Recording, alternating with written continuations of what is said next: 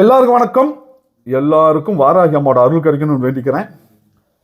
நிறைய பேர் என்னன்னா, நான் அவனுக்கு அவ்வளோ செஞ்சேன், அவன் இன்னைக்கு இவ்வளோ உயரத்தில் இருக்கிறதுக்கு காரணமே நான் தான், அவ்வளோ பண்ணியிருக்கேன் அவனுக்கு, அவனை படிக்க வச்சதே நான் தான், அந்த நன்றியை மறந்துட்டான் அப்படிம்பாங்க. சரிங்களா? நிறைய பேர் இன்னைக்கு அப்படி தான் இருக்காங்க. சரிங்களா? செய் நன்றி மறந்துடுவாங்க, செஞ்ச நன்றியை மறந்துடுவாங்க. சரிங்களா? இப்போ நான் செஞ்சேன் ஆனால் பதிலுக்கு அவன் செய்யலை அப்படிங்கிறவங்களுக்கு நான் ஒரு விஷயம் சொல்கிறேன். இப்போ ஒரு ராஜா என்ன பண்ணுறாருன்னா, ஒரு பெரிய சத்திரம் கட்டணும், இந்த போகிறவங்க வரவங்க இந்த யாத்திரிகள் எல்லாருமே வந்து நம்ம அந்த சத்திரத்தில் தங்கணும், பிரம்மாண்டமான ஒரு சத்திரமாக கட்டணும் அப்படின்னு ஆசைப்படுறாரு. சரிங்களா? அதுக்கு தேவையான கற்கள் அந்த இதெல்லாம் வந்து போய் ஒரு மலையில் போய் கொண்டு வர சொல்கிறார். நம்ம இது என்னைக்கு இருந்தாலும் சரி, ஜென்மமாக நம்ம மக்கள் எல்லாம் பேசணும், வாரிசு அடுத்து எல்லாருமே என் பேரை மறந்துடக்கூடாது அப்படின்னு அவர் ஒரு முயற்சி பண்ணுறார்.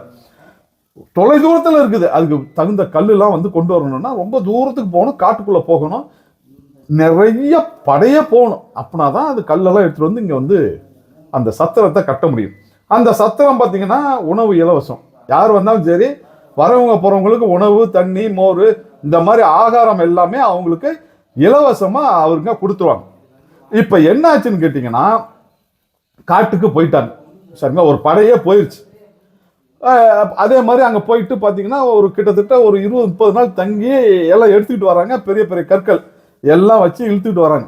அப்போ இந்த சக்கரம் எல்லாம் வச்சு இந்த மாட்டை கட்டி இழுக்கிறது, கழுதை மேலே வச்சு கொண்டு வர்றது, என்னெல்லாம் முடியுமோ அத்தனையும் கொண்டு வந்துட்டாங்க. தேவையான கற்கள் வந்துருச்சு. சரிங்களா? இப்போ என்ன ஆச்சுன்னு கேட்டிங்கன்னா, பில்டிங்கும் கட்ட ஆரம்பிக்கிறாங்க. அற்புதமாக பில்டிங் வந்துருச்சு. அந்த கன்ஸ்ட்ரக்ஷன், அந்த அமைப்பு, நல்ல சத்திரம் வந்து அற்புதமாக எழும்பிருச்சு. அவருக்கு அவ்வளோ சந்தோஷம், அந்த மன்னருக்கு வந்து அளப்பரிய சந்தோஷம். சரிங்களா? அவர் பேர் ராஜமாணிக்கம். சரிங்களா? இப்போ என்ன பண்றாருன்னா, அந்த மன்னர் வந்து அந்த எழுத்து, அதாவது எத்தனை வருஷம் ஆனாலும் சரி, 1000 வருஷம் ஆனாலும் அந்த எழுத்து அலையக்கூடாது, அந்த அளவுக்கு வந்து நல்லா அந்த முன்னாடி வந்து இந்த ராஜா பேரை எழுதணும் அப்படின்னு ஆசைப்படுறாரு. பல ராஜாங்க கூப்பிடுறாரு, அந்த அரசர்கள் எல்லாத்தையும் கூப்பிட்டு ஒரு பெரிய அளவுல இந்த சத்திரத்தை வந்து ஓப்பன் பண்ணுறது பெரிய நிகழ்ச்சியாக இருக்கணும் அப்படின்னு ஆசைப்படுறாரு. சரி, ரைட்டுன்ட்டு எல்லாம் வந்தாச்சு. வந்துட்டு இவர் என்ன பண்ணுறாருன்னா, அந்த ஓப்பன் பண்ணணும் இல்லைங்களா, சத்திரத்தை ஓப்பன் பண்ணலான்ட்டு திரைச்சீலையெல்லாம் போட்டிருக்காங்க. அந்த திரைச்சீலையை எடுத்தா, ஸ்க்ரீனை எடுத்து ரிமூவ் பண்ணோம்னா அங்கே என்ன இருக்குன்னு கேட்டிங்கன்னா, விசாலாட்சின்னு பேர் இருக்குது. இவர் பேர் என்ன, ராஜமாணிக்கம். ஆனால் அங்கே இருந்தது பேர் என்னன்னா விசாலாட்சி அப்படின்னு அந்த பேர் வந்து பதிக்கப்பட்டிருக்கு. அது வந்து அந்த இது அடிச்சாங்க இல்லைங்களா, அது வந்து பார்த்தீங்கன்னா பொறிக்கப்பட்டது என்னவா இருக்குது, விசாலாட்சிங்கிற பேர் இருக்குது. யாரா இவன், யாரா எப்போ விசாலாட்சிங்கிற பேருக்கு ஒரு பொம்பளை பேர் எப்போ வந்தது, நான் தானே, நம்ம தானே இப்போ போட சொன்னோம். அவருக்கு தெரியும், நேற்று கூட நான் பார்த்தேன், என் பேர் தானே இருந்துச்சு, இப்போ எப்போ மாறுன்னு சொல்லிட்டு அவருக்கு அவ்வளோ கோபம். ஆனால் யாரையும் குறை சொல்ல முடியல, ஏன்னா நேற்று நைட் வரைக்கும் நான் பார்த்தேன், இன்னைக்கு காலையில் எப்படி மாறுச்சு, ஏன்னா கண்டிப்பாக நைட்டுக்குள்ளே செஞ்சுருக்க வாய்ப்பு இல்லை அப்படிங்கிறது அவருக்கு தெரியும். அப்புறம் வந்து என்னடா இது அப்படின்ட்டு ஒன்றும் புரியல அவருக்கு. உடனே வந்து அவர் என்ன பண்ணுறாருன்னா, அந்த விசாலாட்சிங்கிற பேரில் யார் இருக்காங்கன்னு பாருங்க, இந்த போயிட்டு வந்தீங்கல்ல, போயிட்டு வர வழியில் யார் யாரெல்லாம் இருக்காங்கன்னு போய் பாருங்க, அப்படி போய் பார்த்துட்டு யாராவது இருந்தால் கூட்டிகிட்டு வாங்கன்ட்டார். அப்போ என்ன ஆகுதுன்னா, ஒரு அம்மாவை கூட்டிகிட்டு வராங்க. அவங்க வந்து காட்டில் குதிரைகளை வச்சு, குதிரைகள், மாடு இதெல்லாம் வச்சு அவங்க வந்து தொழில் பண்ணுறாங்க. சரிங்களா? ஆடு, கோழி இதெல்லாம் வச்சு. அப்போ வந்து தளபதி அங்கே வரார். வந்த உடனே பார்த்தீங்கன்னா, இந்த அம்மாவை பார்த்த உடனே வந்து இவருக்கு ராஜாவோட காலில் விழுந்துட்டார். ஐயா மன்னிச்சிருங்க, நான் ஒரு தப்பு பண்ணிட்டேன். என்ன தப்பு பண்ண? இந்த அம்மா யாரு, என்ன பண்ணோன்னே அப்புறம் சொல்கிறாங்க, இந்த அம்மா வந்து நாங்கள் காட்டில் எல்லாமே முடிச்சு எல்லாம் கொண்டு வந்துட்டு இருந்தோம், வரும்போது சாப்பாடு எல்லாம் தீர்ந்து போச்சு, தண்ணி இல்லை, ஒன்றும் இல்லை, எதுவுமே இல்லை, அட்லீஸ்ட் ஒருவேளை சாப்பாடாவது இருந்தால் தான் நம்ம இங்கே வந்து சேர முடியுங்கிற மாதிரி ஆச்சு. அப்போ இந்த அம்மா வந்து காட்டில் இருந்தாங்க, இந்த அம்மா கிட்ட தான் நாங்கள் வந்து உதவி கேட்டோம். எல்லாம் குதிரைக்கும், மாடு, கழுதைன்னு எல்லாத்துக்கும் ஒருவேளை சாப்பாடு அவங்க கொடுத்தாங்க. எங்கள் எல்லாத்துக்குமே ஒருவேளை சாப்பாடு இருந்ததுனால தான் இங்கே வந்து சேர முடிஞ்சது. ஆனால் நான் ஒரு தப்பு பண்ணிட்டேன், அந்த அம்மா என்கிட்ட ஒரு வேண்டுகோள் வச்சாங்க. ஏன்னா அவங்ககிட்டே சாப்பாடு ரொம்ப கம்மி இருந்தாலும் அட்ஜஸ்ட் பண்ணி எல்லாம் செஞ்சு கொடுத்ததுக்கு உங்களுக்கு கை மாறா நான் என்ன செய்யணும்னு கேட்டேன். அதுக்கு அந்த அம்மா என்ன சொன்னாங்கன்னா, இந்த திறப்பு விழாவுக்கு மட்டும் எனக்கு அழைச்சிங்கன்னா போதும், என்னைக்குன்னு சொல்லி அனுப்பிச்சிங்கன்னா நாங்கள் வந்துடுறேன் அப்படின்னு அந்த அம்மா ஆசைப்பட்டாங்க. ஆனால் அதை நான் மறந்துட்டேன். நம்ம வேலை முடிஞ்சோடனே அது ஞாபகமே இல்லை எனக்கு. இங்கே வந்தோடனே எனக்கு ஞாபகம் வந்துச்சு. அதாவது பாருங்க, உயிரை காப்பாற்றுனது அந்த அம்மா. அந்த அம்மா மட்டும் ஒரு வேளை சோறு போடலன்னா மொத்தமாக முடிஞ்சிருக்கும் எல்லாமே. ஆனால் நம்ம ஆட்கள் எல்லாமே அப்படி தானே, அந்த நேரத்தில் விட்டுருவோம், மறந்துடுவோம், அவ்வளோதான், அதோட முடிஞ்சு போச்சு.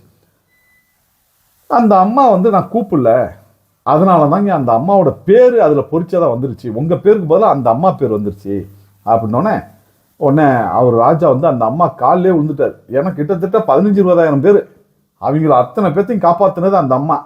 நேராக வந்து காலில் விழுந்து, அம்மா மன்னிச்சிருங்கம்மா, எங்கள் ஆளுங்க ஏதோ தெரியாமல் தப்பு பண்ணிட்டாங்க, இந்த மாதிரி உங்களை அழைக்காம விட்டது தப்பு தான், மன்னிச்சிருங்கம்மான்னு சொன்னோன்னே, ஐயோ அதெல்லாம் ஒன்றும் இல்லைங்கன்னு சொல்லிட்டு அவங்க அந்த விருந்தில் கலந்துக்கிட்டு அதுக்கப்புறம் அவங்க போயிட்டாங்க. இவங்க எப்போ ஒரு வாய் சாப்பிட்டாங்களோ அப்பயே அங்கே வந்து பேர் மறைஞ்சி, இவங்க பேர் மறைஞ்சி அந்த ராஜாவோட பேர் அங்கே அந்த கல்லில் வந்து வந்துருச்சு, கல்வெட்டு வந்துருச்சு. சரிங்களா?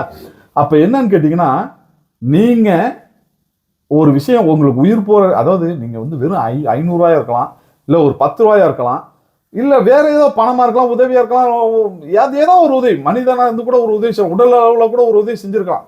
சரிங்களா? இந்த உதவி முக்கியமான உதவியாக இருந்திருக்கும், அந்த நேரத்தில் அது பெரிய உதவியாக இருந்திருக்கும். ஆனால் அதை நம்ம விட்டுருவோம். அட விட்றேன், என்ன ரொம்ப கஷ்டமான சூழ்நிலை, நான் வந்து காசே இல்லாதப்ப ஒரு 50 ரூபா கொடுத்தான், அது பெருசான எப்போ சொல்லுவோம்னா நம்ம நல்ல நிலைமையில் இருக்கும்போது சொல்லுவோம். அந்த 50 ரூபா கொடுத்தனால தான் முன்னேறம் சாப்பிட்ருப்போம். ஆனால் அதை நம்ம வந்து பெருசாக எடுத்துக்க மாட்டோம். சரிங்களா? இப்படி நம்ம வந்து அந்த நன்றியை வந்து விட்டுட்டோம்னா இது ஒன்றும் பிரச்சனை இல்லை, அதெல்லாம் ஆண்டவன் பார்த்துக்குவான், அவன் அக்கௌண்ட்டில் எழுதி வைப்பான். சரிங்களா? இவங்களுக்கு நீங்கள் கடன் பண்ணணும். சரிங்களா? எப்போ நீங்கள் அந்த கடனை கழிக்கிறீங்களோ அது வரைக்கும் உங்களுக்கு அந்த பிரச்சனைகள் இருந்துகிட்டே இருக்கும். எது பண்ணுவேன்னா பாருங்க, அது தொடர்ந்துகிட்டே தான் இருக்கும். சரிங்களா? அப்போ நீங்கள் அதை கழிச்சாதான் அது வந்து திருப்பி அதை சரி பண்ணணும். அந்த நன்றி கடன், அந்த செய் நன்றி, அதான் செய் நன்றின்னு சொல்லுது, அதை வந்து சரி பண்ணாமல் உங்களுக்கு நிச்சயமாக சக்ஸஸ்ங்கிற ஒன்று தொடக்கூட முடியாது. சரிங்களா? திரும்பி திரும்பி திரும்பி ஏதாவது ஒன்று வந்துக்கிட்டே தான் இருக்கும். சரிங்களா? அதாவது நீங்கள் வந்து நான் இந்த உதவி செஞ்சேன், அவன் என்னை மதிக்கலை, இல்லை அவன் எனக்கு திருப்பி செய்யலை, அதெல்லாம் நீங்கள் நினைக்காது, கடவுள் செய்வான்.